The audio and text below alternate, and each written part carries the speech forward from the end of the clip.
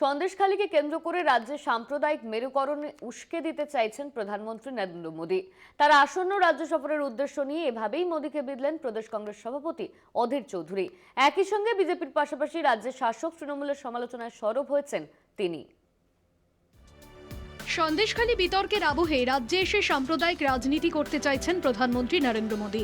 শনিবার এভাবেই প্রধানমন্ত্রীর প্রস্তাবিত রাজ্য সফরের উদ্দেশ্য নিয়ে প্রশ্ন তুললেন প্রদেশ কংগ্রেস সভাপতি অধীর চৌধুরী। প্রাথমিকভাবে বিজেপিকে আক্রমণ করলেও একই সঙ্গে তৃণমূলকেও নিশানা করেছেন তিনি। আসন্ন লোকসভা ভোটের প্রেক্ষিতে ইন্ডিয়া জোটের বড় শরিক কংগ্রেসের সঙ্গে রাজ্যে রাজ্যে আঞ্চলিক দলের আসন রফার কাজ এগিয়ে চলেছে। বাংলায় শাসক তৃণমূলের সঙ্গেও কংগ্রেসের আসন সমঝোতা নিয়ে আলোচনা চলছে বলে দাবি করেছেন এআইসিসির সাধারণ সম্পাদক জয়রাম রমেশ। কংগ্রেস হাইকমান্ড জোটের পক্ষে সওয়াল করলেও প্রদেশ কংগ্রেস সভাপতি অধীর চৌধুরী তৃণমূলকে আক্রমণের পথ থেকে সরছেন না। আগামী মার্চে একাধিক দফায় রাজ্যে আসছেন প্রধানমন্ত্রী নরেন্দ্র মোদী।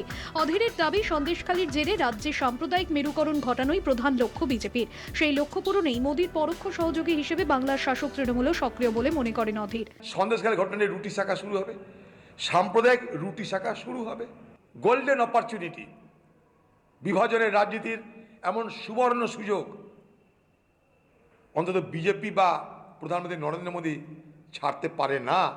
তার জন্য তিনি একদিন নয়, পর পর 3 দিন আসছেন। বাংলার মা বোনদের জন্য কাঁদবেন, কত কি হবে, ইভেন্ট তৈরি হচ্ছে। সেই সুযোগটা তুলে দিচ্ছে সোনার থালাই করে পশ্চিমবঙ্গের সরকার। শুধু ধর্মীয় মেরুকরণ এটা নিয়ে এই কেসেটটা পুরনো হয়ে গেছে, ঠিক আছে, কংগ্রেসের কাছে। আরে বেশি এই কেসেটটা বেশি দিন চলবে না। তো আমাদের প্রধানমন্ত্রী কোনোদিনও ধর্মীয় মেরুকরণ নিয়ে করেন না। তো মানুষ জানে যে সবকা সাথ সবকা বিকাশ সবকা প্রয়াস চলছে, এই মন্ত্রই চলছে।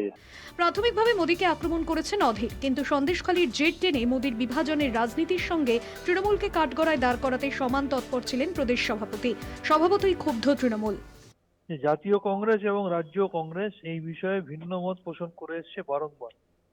তার কারণ, এই রাজ্যে যাকে প্রদেশ কংগ্রেসের সভাপতি করে রাখা হয়েছে, যার সভাপতিত্বে প্রদেশ কংগ্রেস বিধানসভায় শূন্য, এই হারের দায় স্বীকার করে যার অনেক আগেই পদত্যাগ করা উচিত ছিল, তিনি তা না করে প্রত্যেক মুহূর্তে এখানে বিজেপির তল্পিবাহকতা করে বিজেপিকে অক্সিজেন যোগানোর জন্য যে সিপিএম এর হাতে একসময় 55-56 হাজার কংগ্রেস কর্মী খুন হয়েছিল, সেই সিপিএম এর সাথে হাত মিলিয়ে, আইএসএফ এর সাথে হাত মিলিয়ে প্রত্যক্ষভাবে বিজেপিকে মদত দিয়ে এই রাজ্যের বিজেপি বিরোধী শক্তি তৃণমূল কংগ্রেসকে দুর্বল করার চেষ্টা করে আসছেন।